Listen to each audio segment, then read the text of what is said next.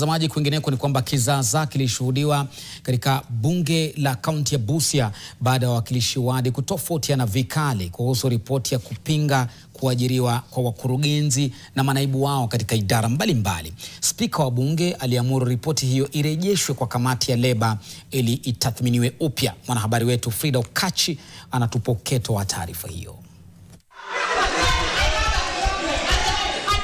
Ilikuwa ulimwengu wa nipe nikupe. Waheshimiwa wa kaunti walisema lugha tofauti.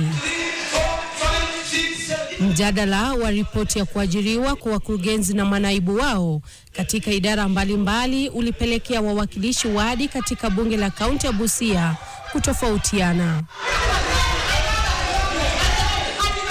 Mwakilishi mteule Mary Odongo alimshambulia mwakilishi wadi ya Agurai Kaskazini Isaac Wamalwa na kumtatiza kutoa hoja yake. Ikawa kamba ya mvutano. Hali hiyo ya mshike iliwasukuma walinzi kuingilia kati na kutuliza hali.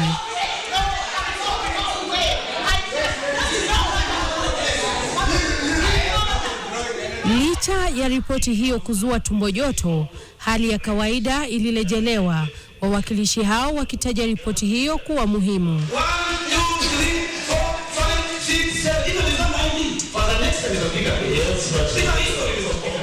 Spika wa bunge hilo Fred Odilo aliamuru ripoti hiyo irejeshwe kwa kamati ya leba ili wanachama watoe mwanga zaidi kabla ya kujadiliwa tena wiki lijalo.